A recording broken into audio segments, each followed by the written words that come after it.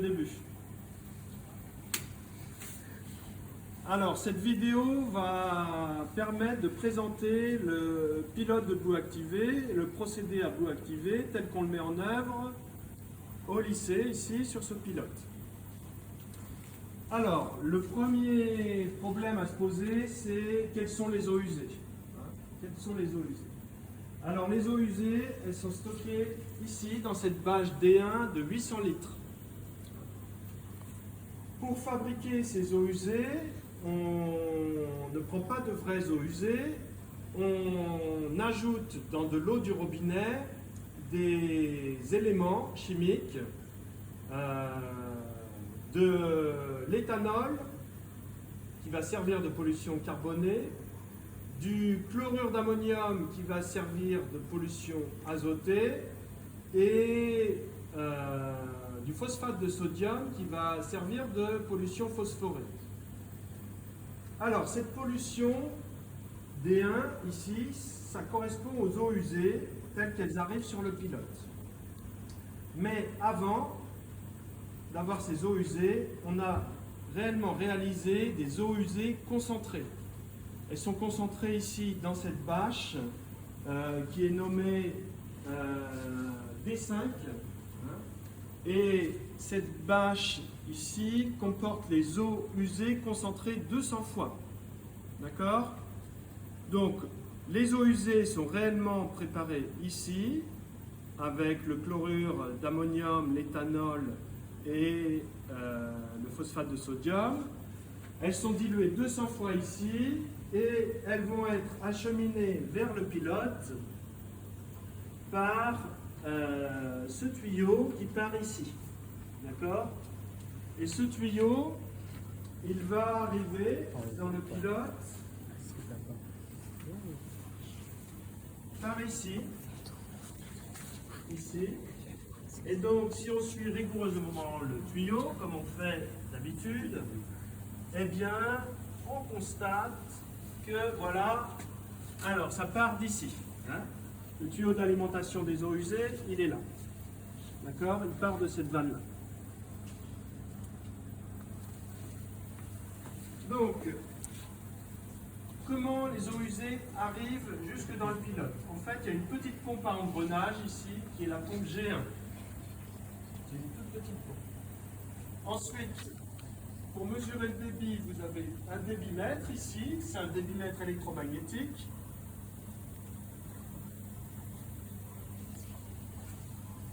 Et donc les eaux usées arrivent par ici dans le bassin d'aération. D'accord? Donc les eaux usées qui comportent trois types de pollution. Pollution carbonée, pollution azotée, pollution phosphorée. D'accord? Les paramètres qui sont associés à ces trois types de pollution, ce sont pour la pollution carbonée DCO et DBO5. Pour la pollution azotée, azote ammoniacal ou ammonium. Pour la pollution phosphorée, le phosphore total. Alors, dans les TP, on ne va pas parler du phosphore total dans un premier temps. D'accord?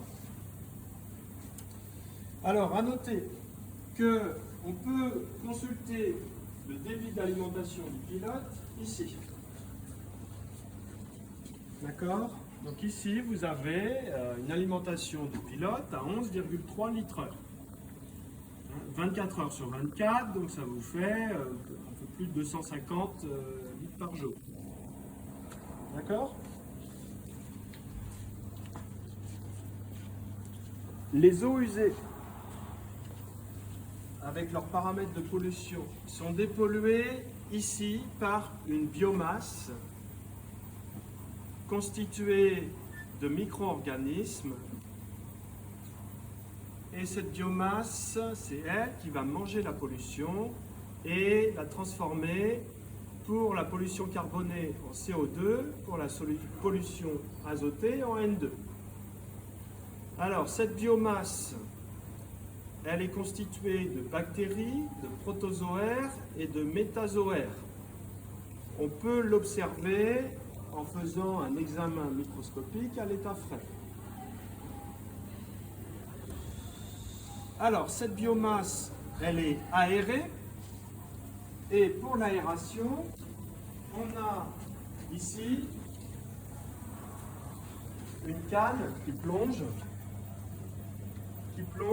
et on ne le voit pas ici, mais dedans, il y a un poreux ici, où l'oxygène est injecté. Alors, l'oxygène, il part d'ici, du réseau d'air. Il y a 20%, 21% d'oxygène dans l'air. Donc, l'oxygène arrive par ici, passe ici, il continue son chemin ici, il passe à travers ce débitmètre ici, et il est injecté ici. Alors, de la même manière, on peut avoir le débit d'air qui est indiqué ici en litre carbone.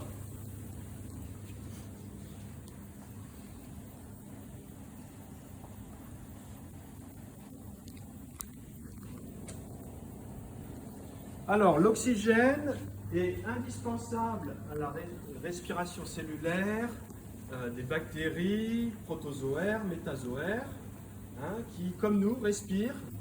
Et c'est cette respiration qui va être le moteur de l'oxydation de la pollution. Ça, c'est très important. Alors, ce qu'il faut dire également, c'est que pour suivre l'aération et pour réguler l'aération, vous avez plusieurs sondes qui sont immergées dans le bassin d'aération. Vous avez une sonde oxymétrique qui mesure la concentration en dioxygène. Vous avez une sonde redox qui mesure le potentiel redox. Et vous avez une sonde nitrate ammonium. Deux sondes nitrate et ammonium. Et puis il y a une sonde de pH. D'accord? Donc ces trois sondes, ou ces 5 sondes plutôt, sont immergées dans le bassin d'aération. Et c'est grâce à elles qu'on va pouvoir suivre le procédé et puis piloter les phases d'aération et les phases d'anoxie. Alors, une particularité, c'est que pour traiter complètement l'azote, il faut une première phase en aérobie et une deuxième phase en anoxie, sans O2. Donc pour ça, on a besoin de couper temporairement les apports d'oxygène. Voilà. Alors, autre particularité de la biomasse, c'est qu'elle est capable de former des flocs biologiques. Les flocs biologiques, c'est la même chose que les flocs, ça a le même aspect que les flocs physico-chimiques que vous formez quand vous faites un jar test sur des MES en eau potable. D'accord? Sauf que là, c'est la biomasse qui arrive à former naturellement ces flocs quand on la met dans de bonnes conditions.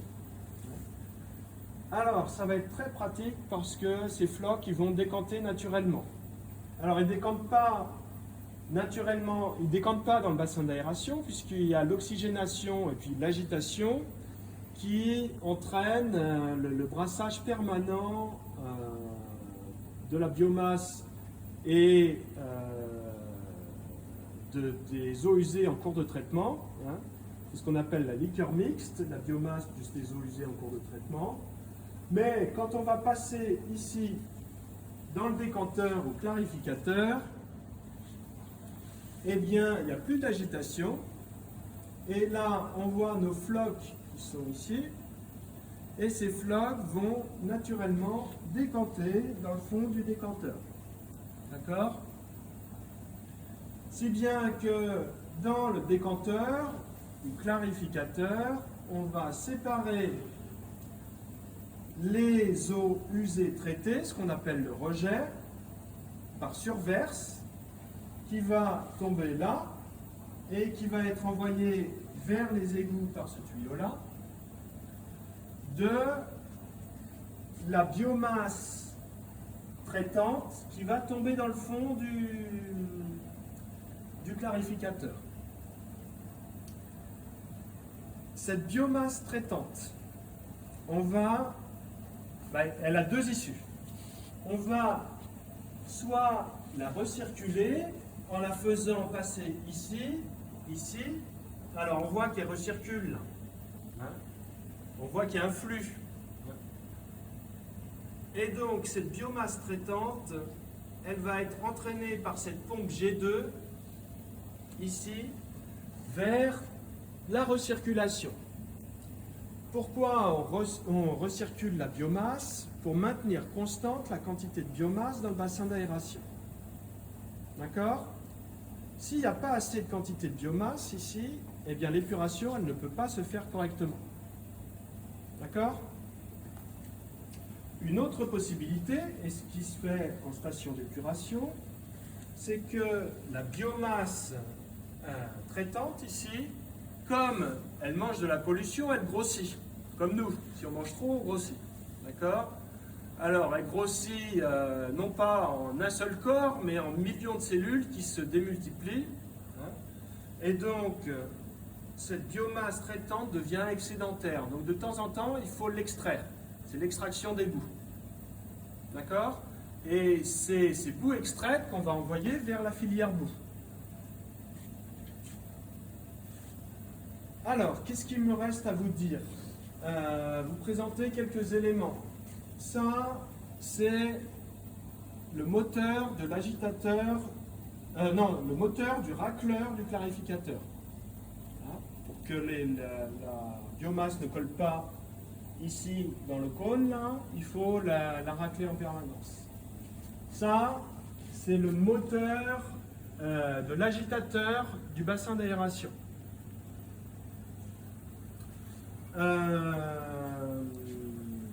Voilà, donc ça c'est la pompe de recirculation, le débitmètre de recirculation. Hein. Et alors pour ceux qui travailleront sur Q Electrotech, vous avez le synoptique qui est fourni ici, d'accord, qui a même été modifié. Hein. D'accord, donc il faudra reproduire ce synoptique sur informatique. Je vais rentrer après de manière plus détaillée sur le fonctionnement, sur les prélèvements que vous aurez à faire, hein, dans d'autres petites vidéos. Alors, ce qu'il faut noter, c'est que on a un affichage du pH ici, un affichage de la concentration en dioxygène ici. Alors, la sonde redox, elle est cassée. Donc, voilà, je ne sais pas pourquoi elle casse régulièrement. Non, il faut la changer. Et puis, qu'est-ce qu'il y a encore? Voilà pour ça. Voilà pour ça. Alors, ici, on rentrera dans des procédures tout à l'heure. Je vous expliquerai comment on peut aller régler les paramètres, hein, sur cet écran de contrôle. On a les valeurs d'affichage ici des sondes d'ammonium nitrate sans savoir si ça a été correctement étalonné pour l'instant. Hein. Voilà. Alors, donc je répète que le but des opérations ici, c'est d'éliminer la pollution carbonée, d'éliminer la pollution azotée, d'éliminer la pollution phosphorée. Hein. Donc c'est en ça que consiste l'épuration des eaux usées. Hein. Il y a plein de paramètres qui ne sont pas éliminés. D'accord? On retrouvera des paramètres de conduite que sont la charge brute de pollution organique entrant sur le pilote ici, la charge massique ici, le V30 à mesurer sur les bouts. Hein. Donc ça, on verra ça plus en détail tout à l'heure.